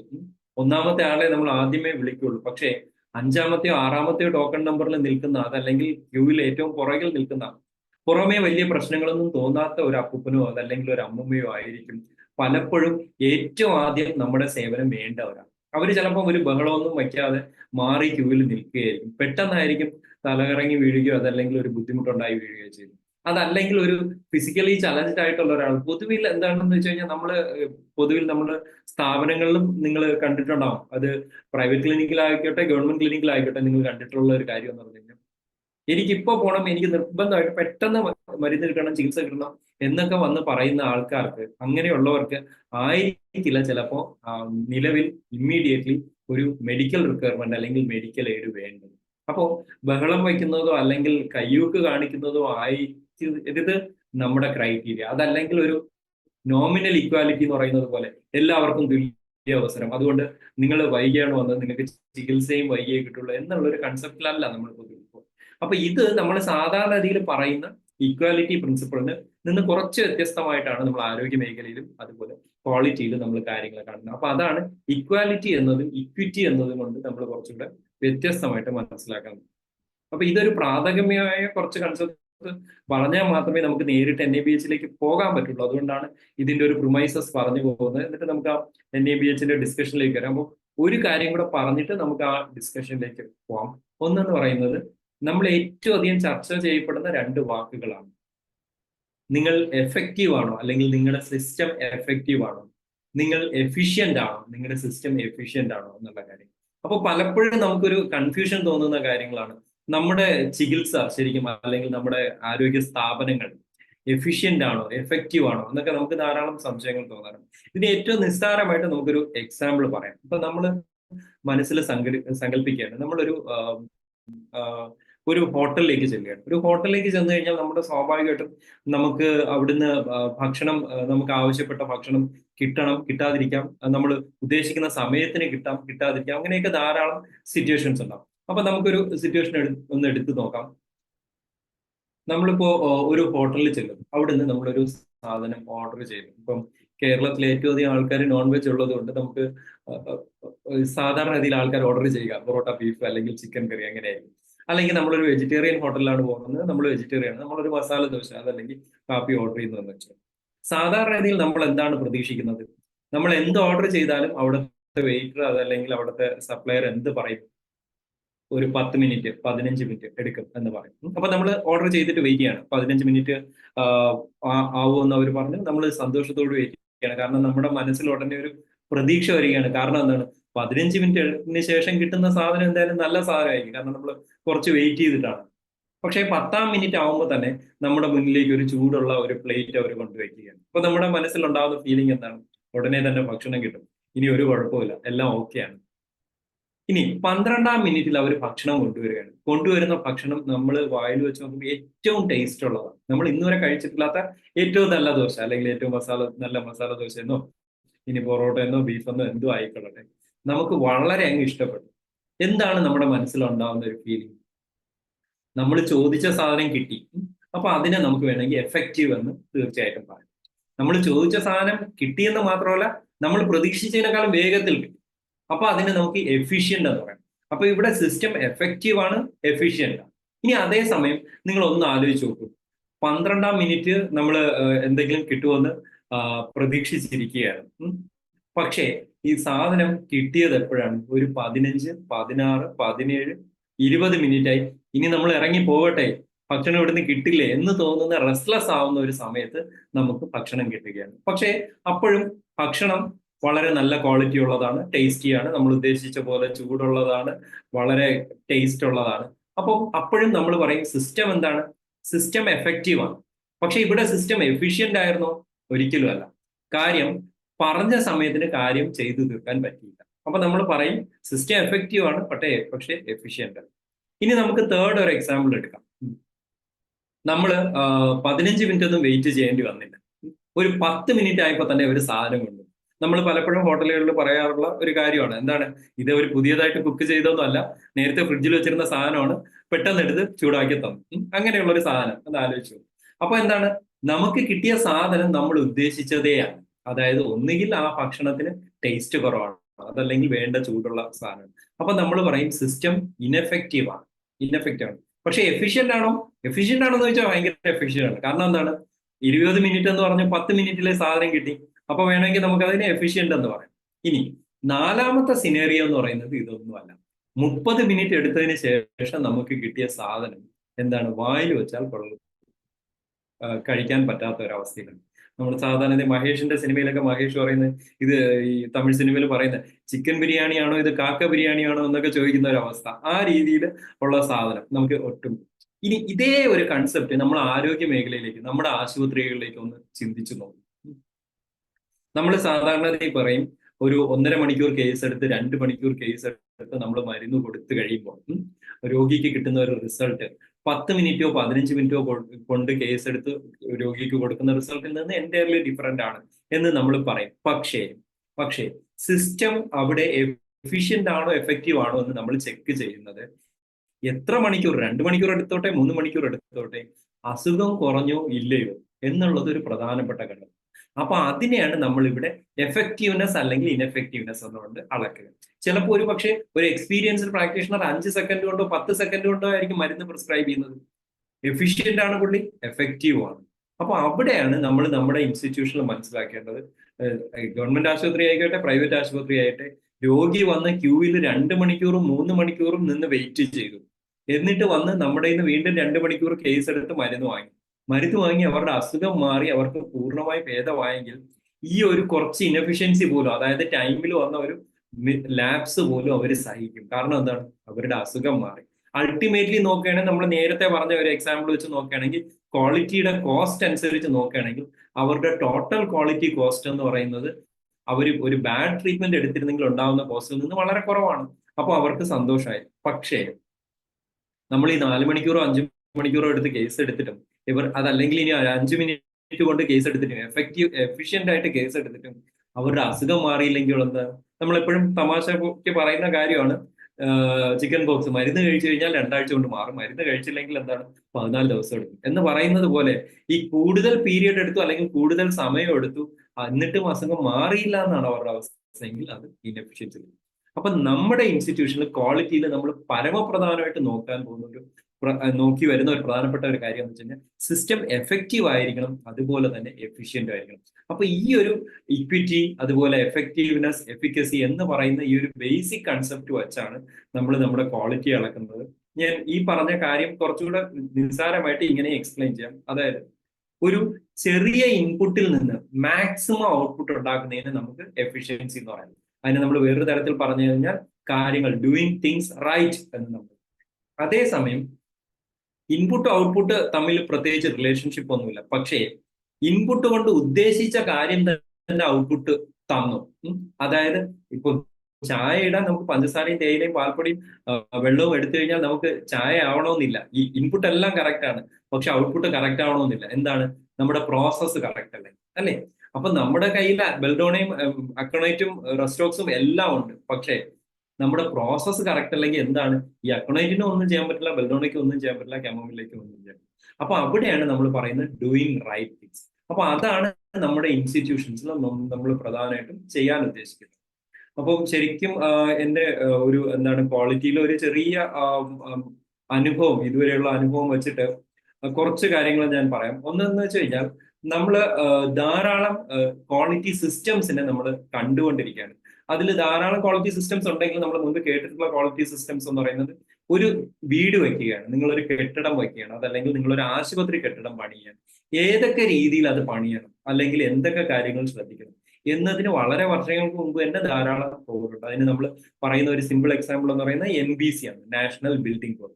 2016 തന്നെ നമ്മൾ പറയുന്ന ഈ BIS, bureau of Indian standards കൊണ്ടുവന്ന ഒരു സ്റ്റാൻഡേർഡ്സ് ആണ്. അപ്പോൾ ഓരോന്നും അതിൻ്റെ അകത്ത് അവരൊരു ആശുപത്രി കെട്ടിടം എങ്ങനെയായിരിക്കണം എന്ന് വ്യക്തമായിട്ട് പറയുന്നുണ്ട്. പലപ്പോഴും നമ്മുടെ ഡോക്ടർമാർ, പ്രൈവറ്റ് ഡോക്ടർമാരാണെങ്കിലും ഗവൺമെന്റ് ഡോക്ടർമാരാണെങ്കിലും അവരൊരു പുതിയ ക്ലിനിക്ക് രൂപകൽപ്പന ചെയ്യുമ്പോൾ അല്ലെങ്കിൽ ഒരു കെട്ടിടം, ആശുപത്രി കെട്ടിടത്തെ കുറിച്ച് ചിന്തിക്കുമ്പോൾ അവർ ധാരാളം കാര്യത്തിൽ കൺസേൺ ആവാറുണ്ട്, എന്തൊക്കെ കാര്യങ്ങൾ ശ്രദ്ധിക്കണം. അപ്പൊ അത്തരമുള്ള ബേസിക് കൺസെപ്റ്റ്സ് ഒക്കെ ഈ നാഷണൽ ബിൽഡിംഗ് കോഡിൽ തന്നെ പറഞ്ഞു വെച്ചിട്ടുണ്ട്. അതിന്റെ ഭാഗമായിട്ടാണ് നമ്മൾ ഈ കാണുന്ന ഫയർ ആൻഡ് സേഫ്റ്റി, അങ്ങനെയുള്ള കുറേയധികം കാര്യങ്ങൾ. അപ്പൊ അതിനുശേഷം സെൻട്രലി സ്പോൺസേർഡ് സ്കീംസ് വന്നപ്പോഴും നാഷണൽ ആയുഷ് മിഷൻ വന്നപ്പോഴും ഒരു OP റൂമിന്റെ അകത്ത് എത്ര സ്പേസ് ഉണ്ടാവണം, അങ്ങനെയൊക്കെയുള്ള കുറേയധികം കാര്യങ്ങൾ വ്യക്തമായിട്ട് ഡിസ്കസ് ചെയ്യപ്പെട്ടു. അതിനുശേഷമാണ് നമ്മൾ കേരളത്തില് കേരള അക്രഡിറ്റേഷൻ സ്റ്റാൻഡേർഡ്സ്, ക്യാഷ് എന്നുള്ള രീതിയിൽ നമ്മൾ സ്റ്റാൻഡേർഡ്സ് കുറച്ച് നമ്മുടെ സ്ഥാപനങ്ങൾ എങ്ങനെയായിരിക്കണം എന്നുള്ള രീതിയിൽ കുറച്ച് സ്റ്റാൻഡേർഡ്സ് കൊണ്ടുവന്നു. ആ സ്റ്റാൻഡേർഡ്സ് കൊണ്ടുവരുമ്പോൾ നിങ്ങൾക്കറിയാം, ഈ പിക്ചറിൽ കാണുന്നത് പോലെ നമ്മുടെ സ്ഥാപനങ്ങളെല്ലാം പല തട്ടിലുള്ള സ്ഥാപനങ്ങളായിരുന്നു. എന്ന് വെച്ചാൽ ചില സ്ഥാപനങ്ങൾ നമ്മുടേത് മോഡൽ ഡിസ്പെൻസറികളായിരുന്നു, ചിലത് നമ്മുടെ വളരെ പ്രിലിമിനറി ഇൻഫ്രാസ്ട്രക്ചർ ഉള്ള സ്ഥാപനങ്ങളായിരുന്നു, ചിലത് വളരെ ഈവൻ ISO സർട്ടിഫിക്കേഷൻ വരെ കിട്ടിയിട്ടുള്ള സ്ഥാപനം. അപ്പൊ ഈ പല തട്ടിലുള്ള സ്ഥാപനങ്ങളെ ഏകീകൃതമായ ഒരു മാനദണ്ഡം അളന്ന് നമുക്ക് കുറച്ച് കാര്യങ്ങൾ കൊണ്ടുവരാനായിരുന്നു പിന്നെ നമ്മുടെ ശ്രമം. അതിന്റെ ഭാഗമായിട്ട് നമ്മൾ കുറച്ച് സ്റ്റാൻഡേർഡ്സ് കൊണ്ടുവന്നു. നമ്മൾ കുറേയധികം ഇൻസ്റ്റിറ്റ്യൂഷൻസിന്റെ അസസ്മെന്റ് നടത്തി. അതിന്റെ ഫലമായിട്ടുണ്ടായ ഒരു ഗുണം എന്ന് പറയുന്നത് കേരളത്തിൽ 6 സ്ഥാപനങ്ങൾക്ക് കേരള അക്രഡിറ്റേഷൻ സ്റ്റാൻഡേർഡ്സ് മുഖേന നമ്മൾ അക്രഡിറ്റേഷൻ കൊടുത്തു. അപ്പൊ അതെന്ന് പറയുന്നത് സംഭവിച്ചത് നമുക്ക് 2021 ശരിക്കും നമുക്ക് ആ അക്രഡിറ്റേഷൻ കൊടുക്കാൻ പറ്റി. അതിന്റെ ഭാഗമായിട്ട് 3 ഹോമിയോപ്പതി സ്ഥാപനങ്ങൾക്ക് അക്രഡിറ്റേഷൻ കിട്ടി. ഒന്ന് കാസർഗോഡ് ചിറ്റാരിക്കൽ, പിന്നൊന്ന് തിരുവനന്തപുരം വിളവൂർക്കൽ, പിന്നൊന്ന് കൊല്ലത്തെ കല്ലുവാതുക്കൽ. ഈ സ്ഥാപനങ്ങൾ. അപ്പൊ നമ്മൾ ക്വാളിറ്റി മേഖലയിൽ നമ്മുടെ ശരിക്കും ഹോമിയോപ്പതി വകുപ്പിന് കീഴിലുള്ള ആദ്യത്തെ കാൽവയ്പ് എന്ന് തന്നെ പറയാവുന്നത് ഇതായിരുന്നു. അന്ന് നമ്മൾ ശരിക്കും ആയുർവേദത്തിൽ 14 സ്ഥാപനങ്ങളും ഹോമിയോപ്പതി 14 സ്ഥാപനങ്ങളും, അങ്ങനെ 28 സ്ഥാപനങ്ങൾ അസസ് ചെയ്തു. അതിന്റെ ഭാഗമായിട്ട് പല തട്ടുകളിലായിട്ട് ഇത് റിവ്യൂ ചെയ്തതിന് ശേഷമാണ് ഇത്തരത്തിൽ 6 സ്ഥാപനങ്ങൾക്ക് നമ്മൾ അംഗീകാരം കൊടുത്തത്. അപ്പൊ അതിനുശേഷം നമ്മൾ ഇതിന്റെ ഒരു NABHന്റെ ഒരു റിവ്യൂവിലേക്ക് വന്നു. അപ്പൊ NABHലേക്ക് പറയുമ്പോൾ എനിക്ക് NABHലേക്ക് ഞാൻ വന്നതിന്റെ ഒരു കുറച്ച് 1-2 കാര്യങ്ങളൂടെ പറഞ്ഞാൽ എന്താണ് ഈ ഒരു ജേർണി, നിങ്ങൾ ഈ NABH അല്ലെങ്കിൽ ക്വാളിറ്റി ആയിട്ട് താല്പര്യമുള്ള കുറച്ച് പേർക്കെങ്കിലും അത് ഇൻട്രസ്റ്റഡ് ആയിരിക്കും. കാരണം 2010 ശരിക്കും NABH എന്നൊരു വാക്ക് ഞാൻ ആദ്യമായിട്ട് കേൾക്കുന്നത്. 2009-2010 കാലഘട്ടത്തിലാണ് ഹോമിയോപ്പതിയിൽ ഒരു അല്ലെങ്കിൽ ആയുഷ് മേഖലയിൽ NABH കുറച്ച് സ്റ്റാൻഡേർഡ്സ് കൊണ്ടുവരുന്നു, അതിനുവേണ്ടി ഒരു കോഴ്സ് നടത്തുന്നു. അപ്പൊ അതിന്റെ ഭാഗമായിട്ട് 2010 ബാംഗ്ലൂർ സെന്റ് ജോൺസ് മെഡിക്കൽ കോളേജിൽ ഒരു അസസർ കോഴ്സിനായിട്ട് ഞാൻ പോവുകയാണ്. അപ്പൊ അന്ന് ആയുഷ് മേഖലയിൽ എന്നല്ല, ആരോഗ്യ മേഖലയിലെ ക്വാളിറ്റിയുടെ വളരെ പ്രധാനപ്പെട്ട വ്യക്തികളായിരുന്നു അതോടെ ക്ലാസ് എടുക്കാൻ വന്നത്. ക്ലാസ് അറ്റൻഡ് ചെയ്യാൻ വന്നതിലും നമുക്കിന്ന് അറിയാവുന്ന വളരെ പ്രഗത്ഭരായ ധാരാളം വ്യക്തികളുണ്ടായിരുന്നു. നമ്മുടെ കേരള യൂണിവേഴ്സിറ്റി ഓഫ് ഹെൽത്ത് സയൻസസിന്റെ രജിസ്ട്രാർ ആയിരുന്ന ഡോക്ടർ സുധീർ ഡോക്ടർ, ഇപ്പോൾ അദ്ദേഹം വിനായക മിഷൻ വൈസ് ചാൻസലറാണ്. അപ്പൊ അദ്ദേഹത്തെ പോലെ വളരെ ധാരാളം പേര് നമ്മളോടൊപ്പം അന്ന് അസസർ കോഴ്സ് ചെയ്യാൻ വന്നു. പിന്നീട് അദ്ദേഹം അസസറായ എംപാനൽഡായി. പക്ഷെ അദ്ദേഹം ഇപ്പം ധാരാളം തിരക്കിലായിരുന്നതുകൊണ്ട് അധികം അസസ്മെന്റ്സിൽ പോകുന്നില്ല. അപ്പൊ അതിനുശേഷം എന്താണെന്ന് വെച്ച് കഴിഞ്ഞാൽ ഈ അസസറായിട്ട് സെലക്ടഡ് ആയ ആൾക്കാർക്ക് അവരൊരു ട്രെയിനിങ് കൊടുക്കും. ശരിക്കും നമ്മുടെ ലൈഫിനെ ഒരു മാറ്റിമറിച്ചു എന്ന് തന്നെ നമുക്ക് പറയാവുന്ന ഒരു ട്രെയിനിങ് ആണ്. കാരണം എന്ന് വെച്ച് കഴിഞ്ഞാൽ എങ്ങനെയാണ് ആരോഗ്യ മേഖലയിലെ ഗുണമേന്മ നമുക്ക് ഉറപ്പുവരുത്താൻ കഴിയുക, അതിന് എന്തൊക്കെ കാര്യങ്ങൾ ചെയ്യാം, ആ രീതിയിൽ വളരെ കൃത്യമായ ഒരു ധാരണ കിട്ടിയ ഒരു ട്രെയിനിങ് ആണ്. അതിന്റെ ഭാഗമായിട്ട് നമ്മൾ അതിനുശേഷം നമ്മൾ മീറ്റിംഗ്സ് കൂടിയിട്ട് ഹോമിയോപ്പതി ആശുപത്രിയിൽ അല്ലെങ്കിൽ ഹോമിയോപ്പതി മെഡിക്കൽ കോളേജിൽ എന്തൊക്കെ സ്റ്റാൻഡേർഡ്സ് ആണ് അത് തീരുമാനിക്കാനായിട്ട് ധാരാളം മീറ്റിംഗ്സ് കൂടി. അത്തരം കൂടിയ മീറ്റിംഗ്സിന് അതിന് നമ്മൾ ടെക്നിക്കൽ കമ്മിറ്റി മീറ്റിംഗ്സ് എന്ന് പറയും. അത്തരം ടെക്നിക്കൽ കമ്മിറ്റി മീറ്റിംഗ്സിൽ ധാരാളം കൂടിയതിന്റെ ഫലമായിട്ട് NABH എന്ത് ചെയ്തു എന്ന് വെച്ച് കഴിഞ്ഞാൽ ആരോഗ്യ മേഖലയിൽ പ്രത്യേകിച്ച് ഹോമിയോപ്പതി മേഖലയിലെ സ്ഥാപനങ്ങൾ എങ്ങനെ ഉന്നമനത്തിലേക്ക് വരണം, അതിനുവേണ്ടി ഇന്ത്യയിലെ എല്ലാ ഹോമിയോപ്പതി മെഡിക്കൽ കോളേജുകളിൽ നിന്നും അതേപോലെ ഹോമിയോപ്പതി ആശുപത്രികളിൽ നിന്നുള്ള ആൾക്കാരെ പല തവണയായി മീറ്റിങ്ങിനായിട്ട് ക്ഷണിച്ചു, ട്രെയിനിങ്സിനായിട്ട് ക്ഷണിച്ചു. അപ്പോൾ അതിൽ ധാരാളം മെഡിക്കൽ കോളേജുകളെ റെപ്രസെന്റ് ചെയ്തിട്ടുള്ള പ്രിൻസിപ്പൽമാരും ബാക്കി സൂപ്രണ്ട്മാരും അവർ പങ്കെടുത്തു. അതിന്റെ ഫലമായിട്ട് അവരവരുടേതായ സംസ്ഥാനങ്ങളിൽ ഹോമിയോപ്പതിയുടെ ക്വാളിറ്റി ഇംപ്രൂവ് ചെയ്യാനായിട്ട് NABH അക്രഡിറ്റേഷൻ കിട്ടാനുള്ള ശ്രമം ആരംഭിച്ചു. അപ്പൊ അങ്ങനെ ആരംഭിച്ച അതേ സമയത്ത് തന്നെയാണ് 2017 നമ്മൾ കേരളത്തിൽ NABHന്റെ ഒരു സെൻസിറ്റൈസേഷൻ വർക്ക്ഷോപ്പ് സംഘടിപ്പിച്ചു. അപ്പൊ നിങ്ങൾക്കറിയാം ഏതാണ്ട് 7 വർഷമായി ഇപ്പൊ കേരളത്തിൽ നമ്മൾ NABH എന്നൊരു വാക്ക് അല്ലെങ്കിൽ NABH ആയുഷ് മേഖലയിലേക്ക് ഇതിനെക്കുറിച്ച് ആദ്യമായിട്ട് പറയുന്നത് ആ സമയത്താണ്. അന്ന് ശൈലജ ടീച്ചറായിരുന്നു നമ്മുടെ ഹെൽത്ത് മിനിസ്റ്റർ, അന്ന് സെക്രട്ടറി എന്ന് പറയുന്നത് ശ്രീനിവാസ് സാറായിരുന്നു. അപ്പൊ ശ്രീനിവാസ് സാർ വളരെ ആക്റ്റീവ് ആയിരുന്നു. സാറ് പറഞ്ഞു നമ്മൾ അടുത്ത ഒരു 1-2 വർഷത്തിനുള്ളിൽ തന്നെ നമ്മുടെ ഹോമിയോപ്പതി മെഡിക്കൽ കോളേജുകളിലും, ഹോമിയോപ്പതി അല്ല ആയുഷ് മെഡിക്കൽ കോളേജുകളിലും അതുപോലെ നമ്മുടെ ഹോമിയോപ്പതി സ്ഥാപനങ്ങളിലും ഇത്തരത്തിൽ ക്വാളിറ്റി ഇംപ്ലിമെന്റ് ചെയ്യാനുള്ള ഒരു ശ്രമം ആരംഭിക്കണം. ഇപ്പൊ 2017 നമ്മൾ ആ ശ്രമം ആരംഭിച്ചു വെച്ചെങ്കിലും ഏതാണ്ട് 7 വർഷത്തോളം ഇപ്പുറമാണ് നമുക്ക് ഇതിന്റെ ഒരു രണ്ടാം ഘട്ടം എന്നുള്ള നിലയ്ക്ക് ക്യാഷ് അക്രഡിറ്റേഷന് ശേഷം നമ്മുടെ അക്രഡിറ്റേഷനിലേക്ക് നമുക്ക് എത്താൻ പറ്റിയത്. അപ്പൊ അതിന്റെ ഭാഗമായിട്ട് നമ്മൾ എന്ത് ചെയ്തു എന്ന് വെച്ച് കഴിഞ്ഞാൽ ഹോമിയോപ്പതിക് മെഡിക്കൽ കോളേജുകൾക്ക് മാത്രമായിട്ട് നമ്മളൊരു അവയർനെസ് സെമിനാർ, അത് പാലക്കാട് അഹല്യ ഹോസ്പിറ്റലിൽ വെച്ചാണ് നമ്മൾ ചെയ്തത്. അതിലും കേരളത്തിലെ എല്ലാ ഹോമിയോപ്പതി മെഡിക്കൽ കോളേജുകളെ റെപ്രസെന്റ് ചെയ്തത്. നമുക്കറിയാമല്ലോ അന്ന് കേരളത്തിൽ 2018 കേരളത്തിൽ 5 ഹോമിയോപ്പതി മെഡിക്കൽ കോളേജേ ഉള്ളൂ. കാരണം കുറിച്ചിയിലെ നാഷണൽ ഇൻസ്റ്റിറ്റ്യൂട്ട് അന്ന് പോസ്റ്റ് ഗ്രാജുവേഷൻ കോഴ്സ് ആരംഭിച്ചിട്ടില്ല. അപ്പൊ ഈ 5 ഹോമിയോപ്പതി മെഡിക്കൽ കോളേജുകളെ റെപ്രസെന്റ് ചെയ്തും ബാക്കി ആയുർവേദ കോളേജുകളെയും സിദ്ധ കോളേജിനെ റെപ്രസെന്റ് ചെയ്തും ആൾക്കാർ വന്നിരുന്നു. ഇതിന്റെ ഭാഗമായിട്ട് പിന്നീട് ഹൈദരാബാദിൽ ഒരു ക്വാളിറ്റി അഷുറൻസിന്റെ ഒരു സർട്ടിഫിക്കറ്റ് കോഴ്സ് അന്നത്തെ ഹോമിയോപ്പതി ഡെപ്യൂട്ടി ഡയറക്ടറും പിന്നീട് ഡയറക്ടർ വിജയാംബിക മാഡം, അതുപോലെ ISMന്റെ ഡയറക്ടർ, അങ്ങനെ പ്രഗത്ഭരായ കുറേയധികം ആൾക്കാരെ കൊണ്ടൊരു ട്രെയിനിങ് അവർക്ക് നൽകുകയുണ്ടായി. ഭാഗ്യവശാൽ അത്തരത്തിലുള്ള ഒരു ട്രെയിനിങ് പങ്കെടുക്കാൻ എനിക്കും സാധിച്ചു. കാരണം അന്ന് നാഷണൽ ആയുഷ് മിഷന്റെ സപ്പോർട്ടോട് കൂടി കേശവേന്ദ്രകുമാർ സാർ എന്ന് പറഞ്ഞു കഴിഞ്ഞാൽ വളരെ വിഷണറി ആയിട്ടുള്ള, പിന്നീട് അദ്ദേഹം ഇപ്പം ഫിനാൻസിൽ സെക്രട്ടറിയാണ്, അദ്ദേഹത്തിന്റെ ഒരു സപ്പോർട്ടോട് കൂടി നല്ലൊരു ട്രെയിനിങ് പ്രോഗ്രാം നടക്കുകയും അന്ന് പങ്കെടുത്ത ഏറെ DMOമാരും ഇന്ന് നമുക്ക് സർവീസിലുണ്ട്. അപ്പൊ അതിന്റെ ഒരു റിഫ്ലക്ഷൻ സർവീസിൽ ഉണ്ടായിട്ടുമുണ്ട്. അവർക്ക് എന്താണ് ക്വാളിറ്റി, എങ്ങനെ ഇത് നടപ്പിലാക്കാം എന്നുള്ളതിനെ കുറിച്ചുള്ള വ്യക്തമായ ഒരു ധാരണ കിട്ടുകയും അതിൻ്റെയൊക്കെയുള്ള ഒരു ചുവടുവയ്പ് വയ്ക്കാൻ അവർക്ക് സാധിക്കുകയും ചെയ്യും. അതിന്റെ ഫലമായിട്ട് പിന്നെ നമ്മൾ ധാരാളം ട്രെയിനിങ്സ് IMG മുഖേനയും ഒക്കെ ആയിട്ട് അതിനുശേഷം നടത്തുകയുണ്ടായി. അപ്പൊ അതുകൊണ്ട് നമുക്കുണ്ടായ ഒരു ഗുണം എന്ന് പറഞ്ഞു കഴിഞ്ഞാൽ ക്വാളിറ്റി എന്താണ്, NABH എന്താണ് എന്നുള്ള കുറേയധികം ധാരണകൾ സ്വകാര്യ മേഖലയിലുള്ള ആൾക്കാർക്കുള്ളതിനേക്കാളും കുറച്ചുകൂടി ഒരു അറിവ് സർക്കാർ മേഖലയിലുള്ള, സ്വകാര്യ മേഖലയിലുള്ളവർ, കാരണം സ്വകാര്യ ചികിത്സകർ ധാരാളം പേഷ്യൻസിനെ ട്രീറ്റ് ചെയ്യുന്നുണ്ടെങ്കിലും ഒരു ക്വാളിറ്റി സിസ്റ്റത്തിലേക്ക് വരാനുള്ള ഒരു വിമുഖത അല്ലെങ്കിൽ അതിനുള്ള ഒരു ബുദ്ധിമുട്ട് ധാരാളം നേരിട്ടിട്ടുള്ളവരായിരിക്കും. പക്ഷെ ഇൻസ്റ്റിറ്റ്യൂഷൻ ലെവലിലായിരിക്കുമ്പോൾ ഗവൺമെന്റിന്റെ സപ്പോർട്ടും ഫിനാൻഷ്യൽ എയ്ഡും ഒക്കെ ഉള്ളതുകൊണ്ട് ആ ഒരു ബുദ്ധിമുട്ട് നേരിടുന്നുണ്ടാവില്ല. അതുകൊണ്ടാണ് പലപ്പോഴും ക്വാളിറ്റി സിസ്റ്റത്തിലേക്ക് കുറച്ചുകൂടെ പെട്ടെന്ന് ഗവൺമെന്റ് ഇൻസ്റ്റിറ്റ്യൂഷൻസിന് വരാൻ സാധിക്കുന്നത്. അതേസമയം കോർപ്പറേറ്റ് മേഖലയിലുള്ള വളരെ മൾട്ടിനാഷണൽ കമ്പനിയായിട്ട് ടൈപ്പ് ഉള്ള ഇൻസ്റ്റിറ്റ്യൂഷൻസിന് വളരെ പെട്ടെന്ന് അവർക്ക് ക്വാളിറ്റി സിസ്റ്റം കൊണ്ടുവരാൻ പറ്റുന്നുണ്ട്. അതുകൊണ്ടായിരിക്കും നിങ്ങൾ ശ്രദ്ധിച്ചിട്ടുണ്ടാകും പല വളരെ ലീഡിംഗ് ആയിട്ടുള്ള കോർപ്പറേറ്റ് ഹോസ്പിറ്റൽസും അവർ പെട്ടെന്ന് തന്നെ NABH അതുപോലെയുള്ള അക്രഡിറ്റേഷൻ നേടിയെടുക്കും. അപ്പൊ ഇവിടെ നമ്മൾ ആദ്യമായിട്ട് ചെയ്തതെന്ന് പറയുന്നത് 2 സോൺ തിരിച്ചിട്ട്, നോർത്ത് സോണും സൗത്ത് സോണും തിരിച്ചിട്ട് നമ്മുടെ ഡോക്ടർമാർക്ക് അവരിൽ നിന്ന് സെലക്ടഡ് ആയിട്ടുള്ള ആൾക്കാർക്ക് ഒരു ട്രെയിനിങ് കൊടുക്കും. എന്താണ് ആ ട്രെയിനിങ്ങിന്റെ ഉദ്ദേശം എന്ന് വെച്ച് കഴിഞ്ഞാൽ അവർക്കൊരു ഓറിയന്റേഷൻ പ്രോഗ്രാം കൊടുക്കുക. ഷൈല ഡോക്ടർ, ഇതിന്റെ ഇടയിൽ വേറെ സെഷൻ ഉണ്ടോ അതോ ഞാനിത് കണ്ടിന്യൂ ചെയ്യണോ? ഷൈല ഡോക്ടറുടെ മൈക്ക് ഓഫ് ആണ്. ഡോക്ടറുടെ ക്ലാസ്സേ ഉള്ളെന്ന്. ഇനി അഥവാ അവസാനം ഒരു 10 മിനിറ്റ് എന്തെങ്കിലും സംശയങ്ങൾ. ഓക്കെ. അപ്പൊ നമ്മള് ഇത്തരത്തിൽ സൗത്ത് സോണും നോർത്ത് സോണും, ഇത് എന്തിനാണ് ഞാൻ പറയുന്നത് വെച്ച് കഴിഞ്ഞാൽ നമ്മൾ ഈ ചെയ്ത ഒരു പ്രോസസ്സ് അതല്ലെങ്കിൽ സ്വകാര്യ ചികിത്സകർക്കും അതേപോലെ ഗവൺമെന്റ് ഡോക്ടേഴ്സും അതല്ലെങ്കിൽ ബാക്കി ഇത് കേട്ടുകൊണ്ടിരിക്കുന്നവർക്കും കുറച്ചുകൂടെ വ്യക്തമാവാൻ വേണ്ടി ഈ ഒരു പ്രോസസ്സ് എങ്ങനെയാണ് ചെയ്തത് എന്ന് നമ്മൾ പറഞ്ഞു വരുന്നത്. അപ്പൊ സൗത്ത് സോണിന് നമ്മൾ എന്ത് ചെയ്തു എന്ന് വെച്ച് കഴിഞ്ഞാൽ ഇന്ത്യയിലെ തന്നെ പ്രഗത്ഭ ക്വാളിറ്റിയുടെ ഫാക്കൽറ്റികളുടെ ഒരാളായ ഡോക്ടർ ഭാവന ഗുലാത്തി മാഡം, ഹൈദരാബാദിൽ ഞാൻ നേരത്തെ കാണിച്ച institution administrative staff college of ഇന്ത്യയിലെ ഫാക്കൽറ്റിയാണ്. അതിനു മുമ്പ് NABHന്റെ അസിസ്റ്റന്റ് ഡയറക്ടറാണ്. അപ്പൊ മാഡം വന്ന് നമ്മുടെ ഇവിടെ ഉള്ള ഡോക്ടേഴ്സിന് വേണ്ടി ഒരു ക്ലാസ് എടുത്തു തിരുവനന്തപുരത്ത് വെച്ച്, സൗത്ത് സോൺ ട്രെയിനിങ്. അതുപോലെ നമ്മൾ നോർത്ത് സോണിൽ കോഴിക്കോട് നമ്മൾ ഡോക്ടർ വിക്രം കശ്യപ് എന്ന് പറഞ്ഞ വളരെ പ്രഗത്ഭനായിട്ടുള്ള ഡോക്ടർ. ഇവർ രണ്ടുപേരും അലോപ്പതി ഡോക്ടേഴ്സ് ആണ്, പക്ഷെ ക്വാളിറ്റി മേഖലയിൽ വളരെ താല്പര്യത്തോടുകൂടി വളരെ ക്രിയേറ്റീവായിട്ടും ഇടപെടുന്ന 2 വ്യക്തിത്വങ്ങളാണ്. അപ്പം സാറും നേരത്തെ NABH ആയിട്ട് അസോസിയേറ്റ് ചെയ്തിരുന്നതാണ്. സാറിനെ കൊണ്ട് നമ്മൾ ഒരു സെഷൻ എടുത്തു.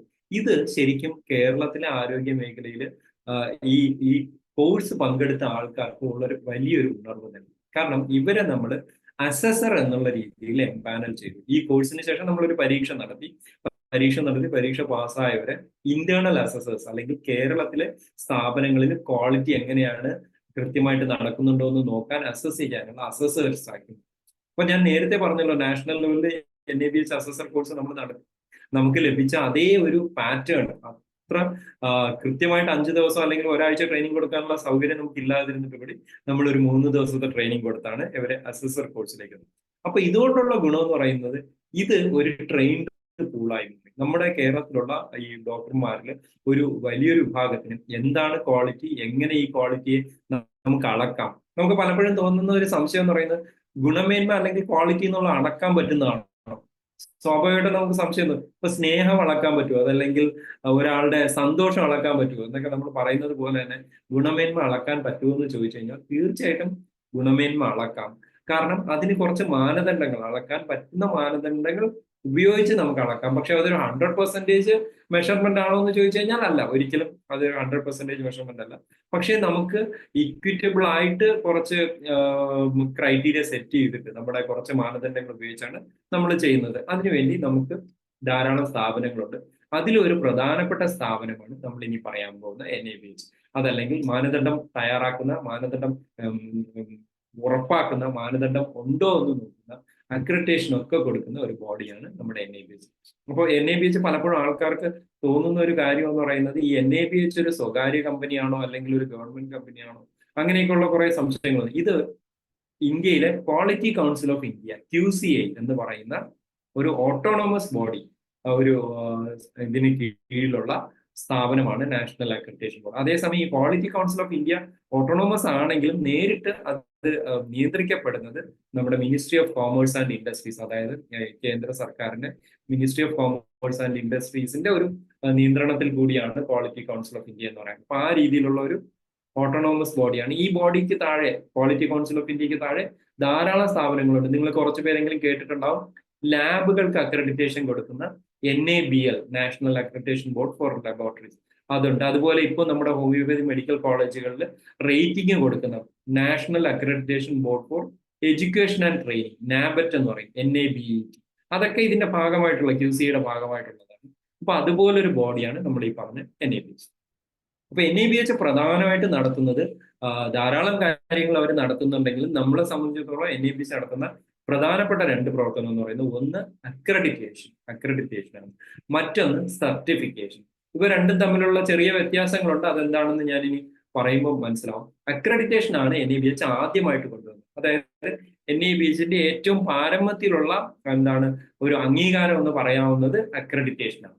അക്രഡിറ്റേഷനെ കുറിച്ച് പറയുകയാണെങ്കിൽ നമ്മുടെ ഇന്ത്യയിലെ എല്ലാ നാഷണൽ ഇൻസ്റ്റിറ്റ്യൂട്ടും, ആയുഷ് മേഖലയിലുള്ള എല്ലാ നാഷണൽ ഇൻസ്റ്റിറ്റ്യൂട്ടും NABH അക്രഡിറ്റഡ് ആണ്.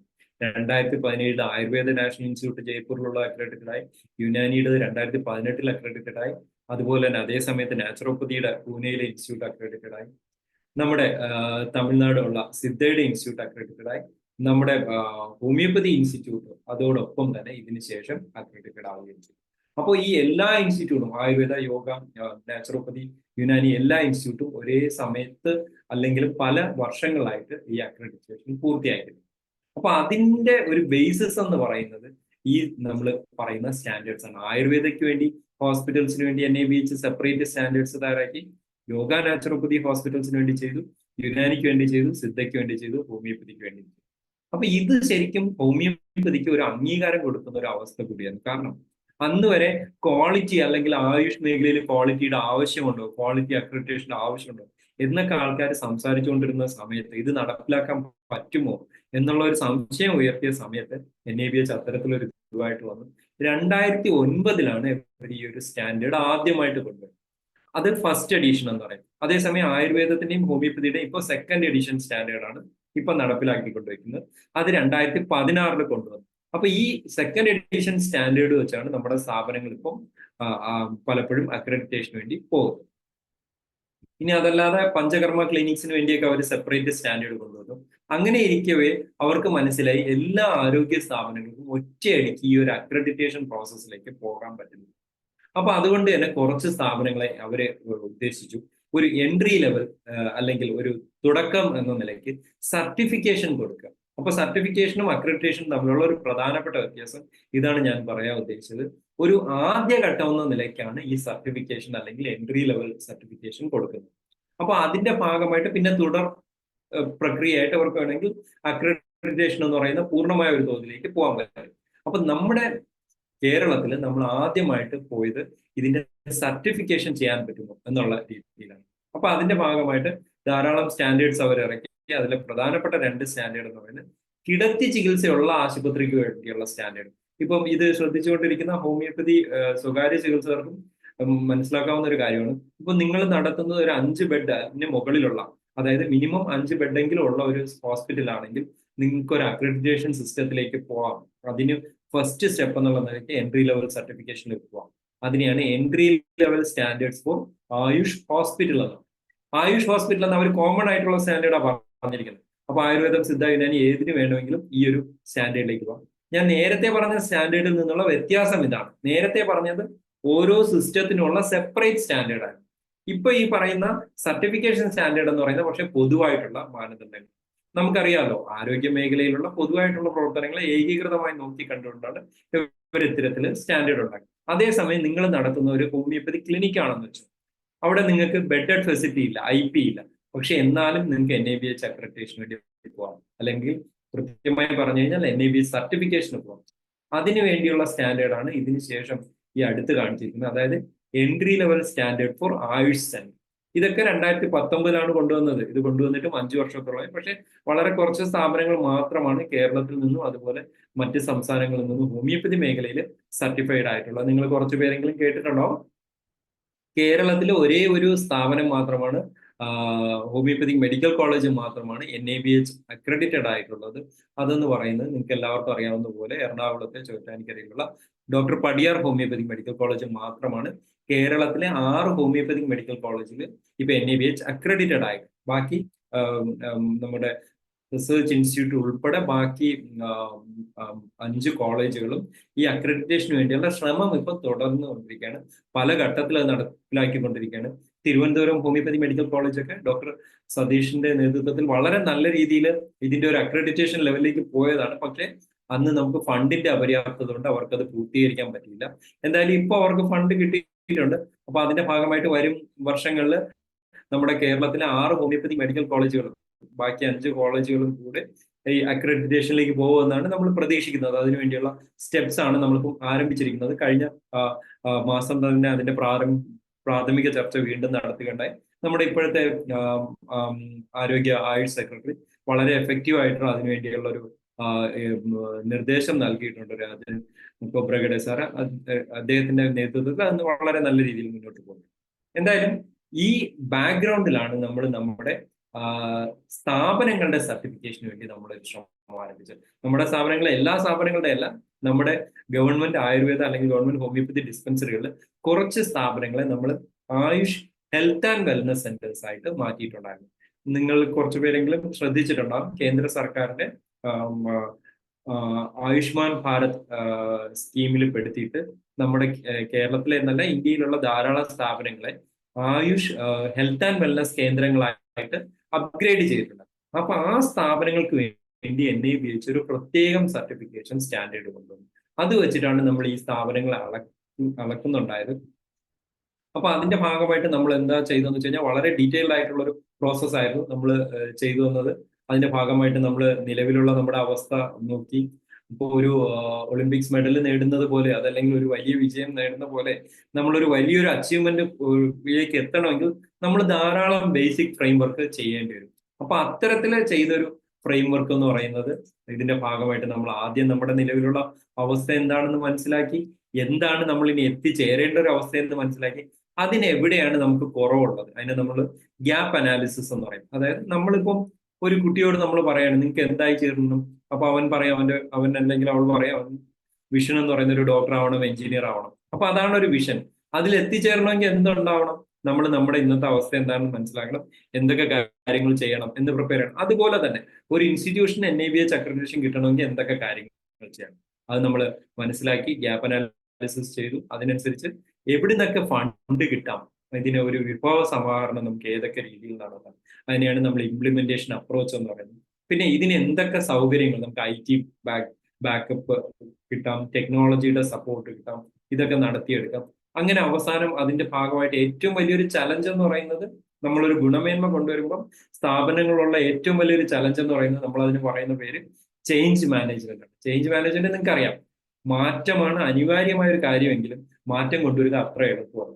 അത് ആൾക്കാരുടെ മനോഭാവത്തിലുള്ള മാറ്റം കൊണ്ടുവരലാണ് ഏറ്റവും ചലഞ്ചിങ് ആയിട്ടുള്ള കാര്യം. അപ്പൊ പലപ്പോഴും നമ്മൾ സ്ഥാപനത്തിൽ അക്രഡിറ്റേഷൻ അല്ലെങ്കിൽ സർട്ടിഫിക്കേഷൻ ക്വാളിറ്റി എന്നൊക്കെ പറയുമ്പോൾ അത് ഇനി പ്രൈവറ്റ് ആശുപത്രി ആയിക്കോട്ടെ, സർക്കാർ ആശുപത്രി ആയിക്കോട്ടെ, സാധാരണ ജീവനക്കാരെന്ത് പറയും, ഇതിന്റെയൊക്കെ വല്ല ആവശ്യമുണ്ടോ എന്ന് പറയുന്ന ഒരാൾക്കാരായിരിക്കും നമുക്ക് ഇങ്ങനെയൊക്കെ നമുക്കങ്ങ് പോയാൽ പോരെ, നമുക്ക് ക്വാളിറ്റിയുടെയൊക്കെ നമുക്ക് മര്യാദയ്ക്ക് റെസ്റ്റോക്സ് ബെൽഡോണൊക്കെ കൊടുത്ത് പനിയൊക്കെ മാറ്റിയൊക്കെ ഇരുന്നാൽ പോരെ എന്ന് ചോദിക്കുന്ന ആൾക്കാർ സ്വാഭാവികമായിട്ടുണ്ട്. അപ്പം ഇതൊരു ചലഞ്ച് തന്നെയായിരുന്നു ഇത് നമ്മൾ. പക്ഷേ ഇപ്പം അതിൽ നിന്ന് അക്രഡിറ്റേഷൻ ഒക്കെ കിട്ടിക്കഴിയുമ്പോൾ സ്വാഭാവികമായിട്ട് അവരുടെ മനോഭാവത്തിൽ വളരെ വ്യത്യാസം അല്ലെങ്കിൽ തന്നെ വരും. എന്നാലും ആദ്യകാലങ്ങളിൽ ഇത് വലിയൊരു ചലഞ്ചായിരുന്നു. അതിന് നമുക്ക് എഫക്റ്റീവ് ആയിട്ടുള്ള ഒരു പ്രോജക്ട് മാനേജ്മെന്റ് അല്ലെങ്കിൽ PMU സെറ്റപ്പ് ഉണ്ടായിരുന്നു. ആ രീതിയിൽ നമ്മളത് ചലഞ്ച് ഓവർകം ചെയ്തു. ഇനി ഏറ്റവും അവസാനത്തെ ഏറ്റവും പ്രധാനപ്പെട്ട ഇതിൻ്റെ അകത്ത് സ്റ്റെപ്പ് എന്ന് പറയുന്നത്, അക്രഡിറ്റേഷൻ കിട്ടി എന്ന് വിചാരിച്ചോളൂ, അല്ലെങ്കിൽ സർട്ടിഫിക്കേഷൻ കിട്ടി എന്ന് വിചാരിച്ചോളൂ, ഇത് നിലനിർത്തുന്നത് വലിയൊരു ചലഞ്ചാണ്. അപ്പം സസ്റ്റൈനബിലിറ്റി, അതല്ലെങ്കിൽ ഇത് ഏതൊരു നിലവാരത്തിലേക്ക് നമുക്ക് എത്താൻ ഒരു പക്ഷേ നമ്മൾ വളരെ ബുദ്ധിമുട്ടിയായിരിക്കും എത്തുന്നത്. ആ നിലവാരത്തിൽ തുടരുക എന്നുള്ളത് അതിനേക്കാളും ബുദ്ധിമുട്ടാണ്. അപ്പൊ ആ രീതിയിൽ സസ്റ്റൈനബിലിറ്റിയും കൂടെ നോക്കിക്കൊണ്ടാണ് നമ്മൾ ഇൻസ്റ്റിറ്റ്യൂഷൻസ് കൊണ്ടുപോയത്. നമുക്കിപ്പം ലോകത്ത് എങ്ങും അറിയാം ധാരാളം ഈ രാജ്യങ്ങളിൽ ഹോമിയോപ്പതി വളരെ വ്യാപകമായി പ്രാക്ടീസ് ചെയ്യപ്പെടുന്നുണ്ടെങ്കിലും ഇന്ത്യയിൽ മാത്രമാണ് ഹോമിയോപ്പതിയുടെ ഗുണമേന്മ അളക്കാൻ ഈ രീതിയിൽ ഒരു നാഷണൽ അക്രഡിറ്റേഷൻ ബോഡി വരികയും ആ രീതിയിൽ നമുക്ക് ഇൻസ്റ്റിറ്റ്യൂഷൻസിനെ അക്രഡിറ്റ് ചെയ്യാനും പറ്റും. അപ്പോൾ സ്വാഭാവികമായിട്ട് ഇതൊരു മോഡലാണ്. നമുക്ക് മറ്റ് രാജ്യങ്ങളിലേക്കും മറ്റ് ഭൂഖണ്ഡങ്ങളിലേക്കും ഒക്കെ ഇത്തരം ഒരു മോഡൽ നമുക്ക് ഭാവിയിൽ റിപ്ലിക്കേറ്റ് ചെയ്യാൻ കഴിയും.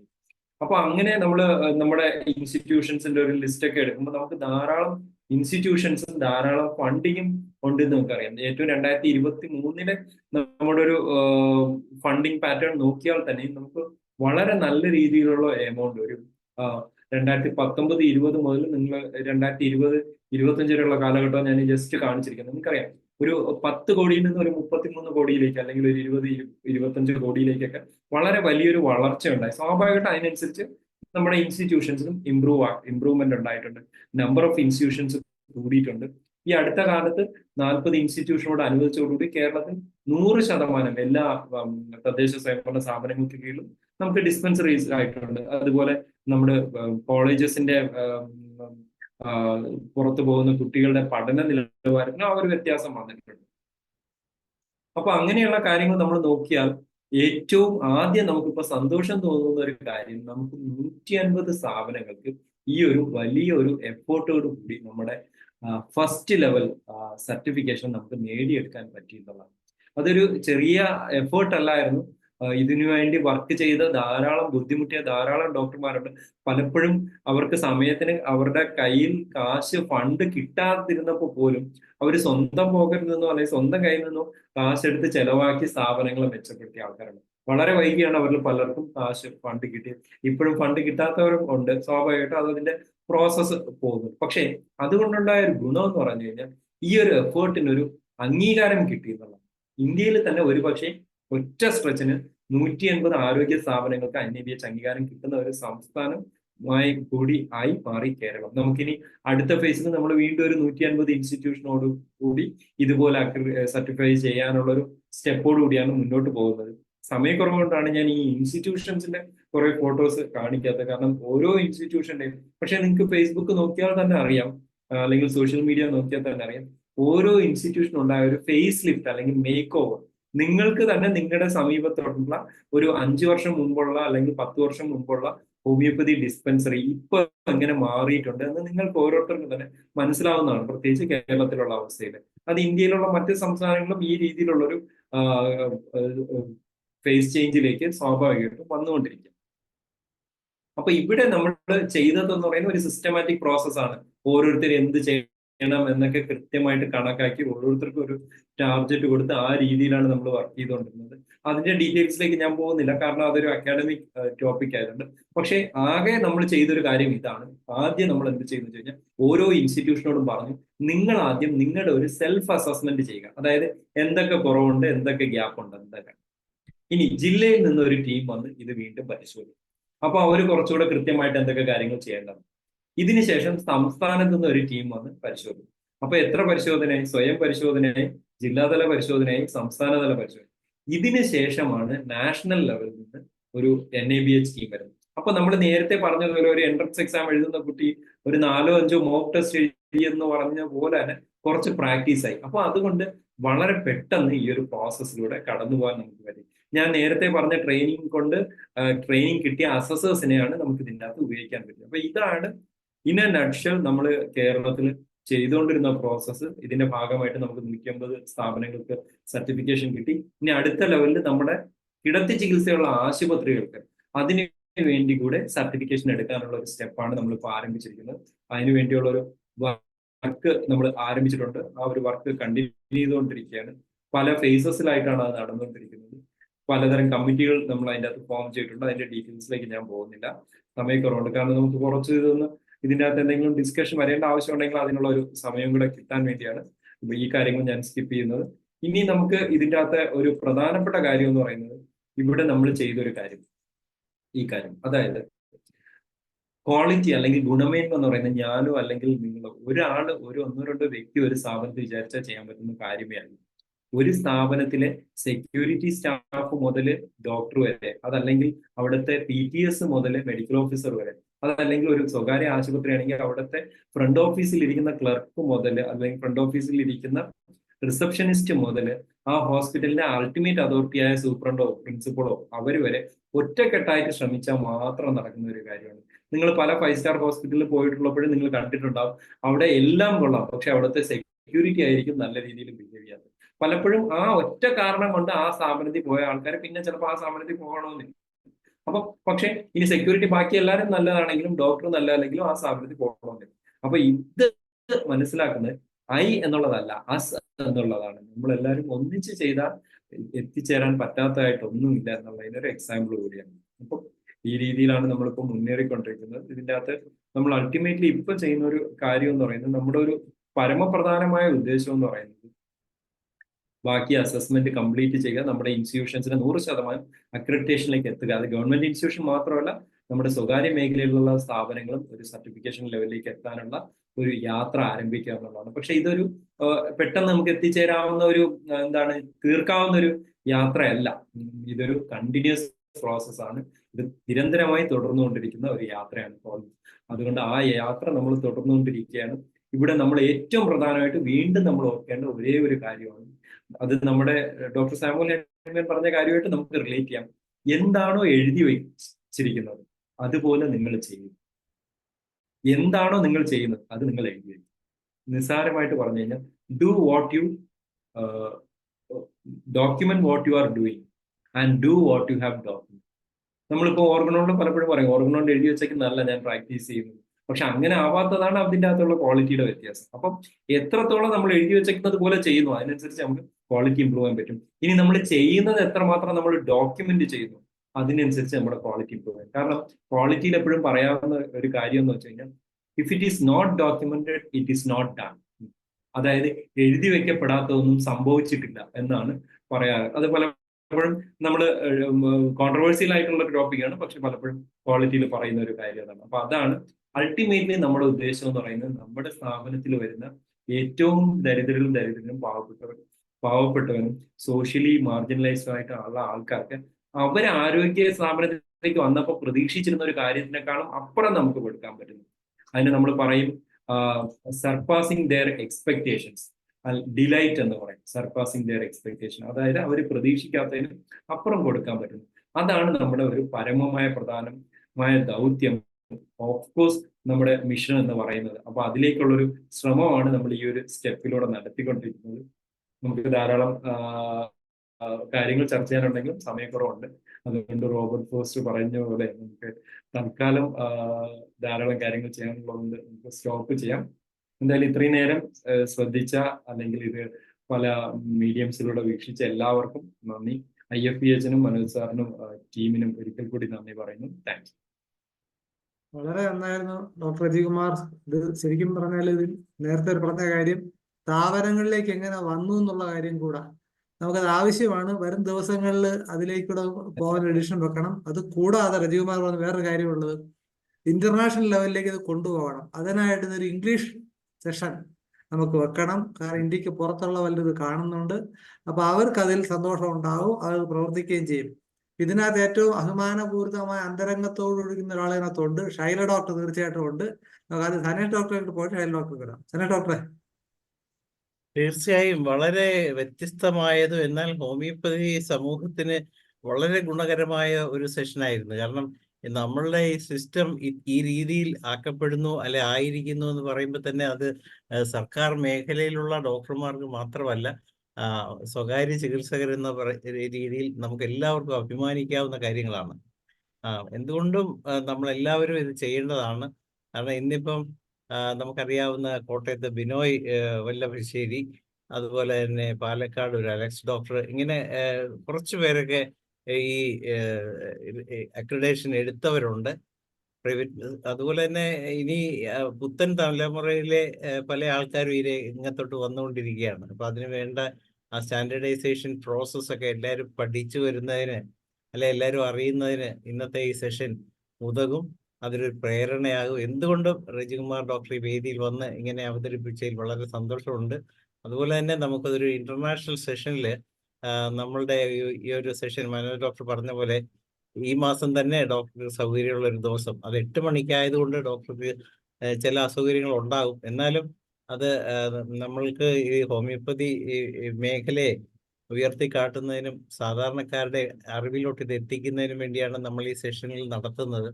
അപ്പോൾ ഇതെല്ലാം പൊതുജനങ്ങളിൽ എത്തും. നമ്മുടെ യൂട്യൂബ് ചാനലിൽ അടുത്ത ദിവസം തന്നെ ഇത് അപ്ലോഡ് ചെയ്യുന്നുണ്ട്.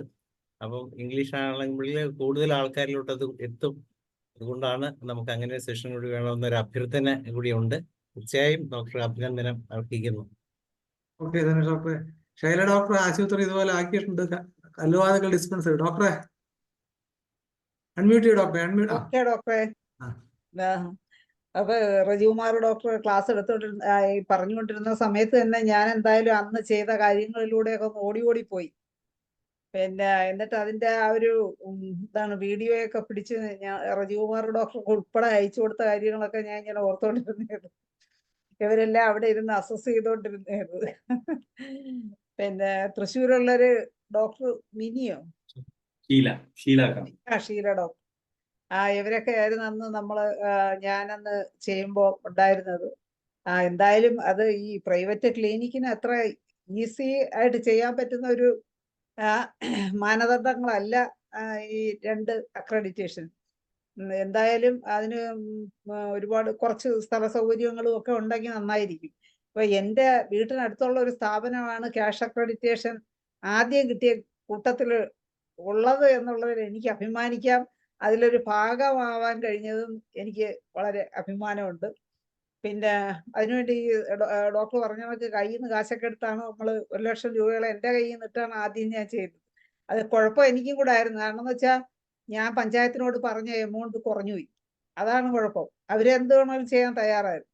പിന്നെ അതിലുള്ളത് അത് കഴിഞ്ഞ് ക്യാഷ് അക്രഡിറ്റേഷൻ കഴിഞ്ഞ് ഏകദേശം അങ്ങനെ തന്നെ നിൽക്കും എന്നുള്ളൊരവസ്ഥയായിരുന്നു. അപ്പോഴാണ് നമ്മുടെ ഇവിടുത്തെ MLA ജയലാൽ MLA സാറാണ് ഒത്തിരി അന്ന് ഡയറക്ടറുമായിട്ടൊക്കെ പറഞ്ഞ് ഈ NABH അക്രഡിറ്റേഷൻ ഹോമിയോപ്പതിക്കും കൊണ്ടുവരാൻ പറ്റും, നിങ്ങളത് മേളിലോട്ട് കത്തെഴുതി ചോദിക്കൂ എന്നൊക്കെ പറഞ്ഞ് ഒത്തിരി ഇൻട്രസ്റ്റ് എടുത്ത്. അദ്ദേഹത്തിന്റെ ഇടപെടൽ വളരെ പ്രധാനമാണ്.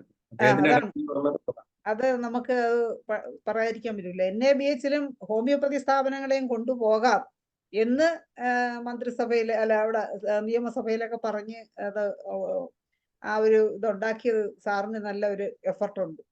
പിന്നെ അതൊക്കെയാണ് ഞാനിപ്പോൾ ഓർക്കുന്നത്. പിന്നെ എന്താണ് പിന്നെ എനിക്ക് റജികുമാർ ഡോക്ടറോട് പറയാനുള്ള ഒരു റിക്വസ്റ്റ് ഞാൻ ചുരുക്കി പറയാം.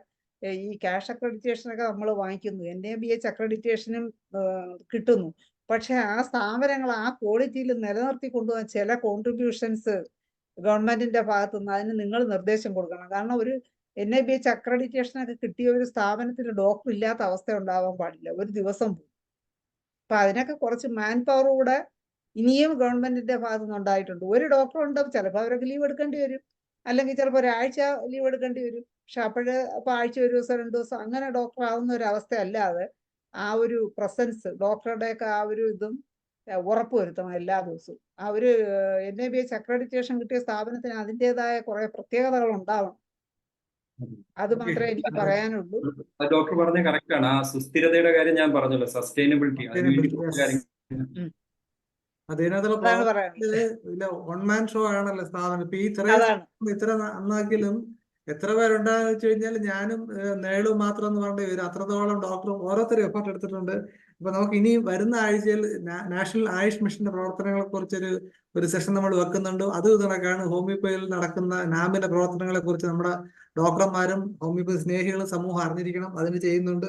അതുകൂടെ എന്റർപ്രൈനർഷിപ്പിനെ കുറിച്ച് ക്ലാസ് വരുന്നുണ്ട്. പിന്നെ CSR ഫണ്ട് എങ്ങനെ ഉപയോഗിക്കുക എന്നുള്ളതിനെ കുറിച്ച് ക്ലാസ് എടുക്കാൻ ശ്രമിക്കുന്നുണ്ട്.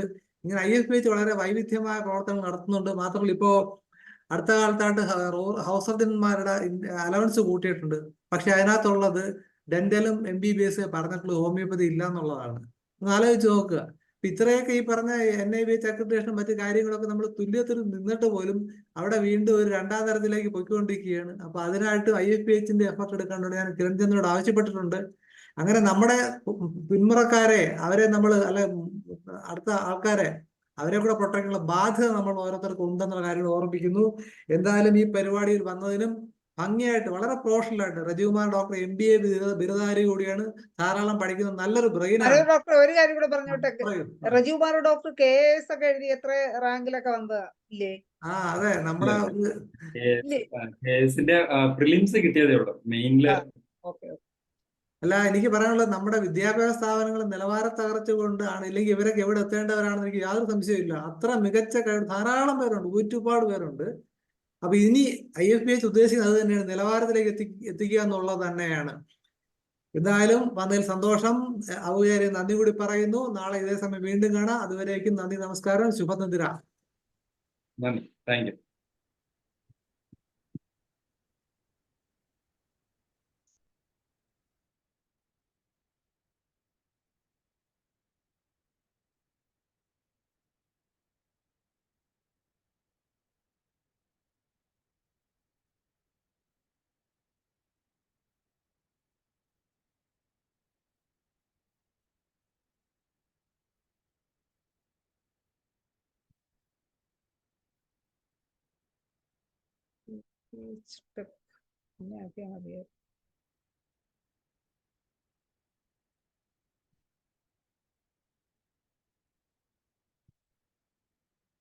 ആരാണോ IFPH ടെക് ആരാണോ എന്തോ? ചെക്ക് ഞാൻ തന്നെ, ഞാൻ ക്ലോസ് ചെയ്താൽ മതിയല്ലോ അല്ലേ? മതി ഡോക്ടർ ക്ലോസ് ചെയ്യും. ഓക്കെ.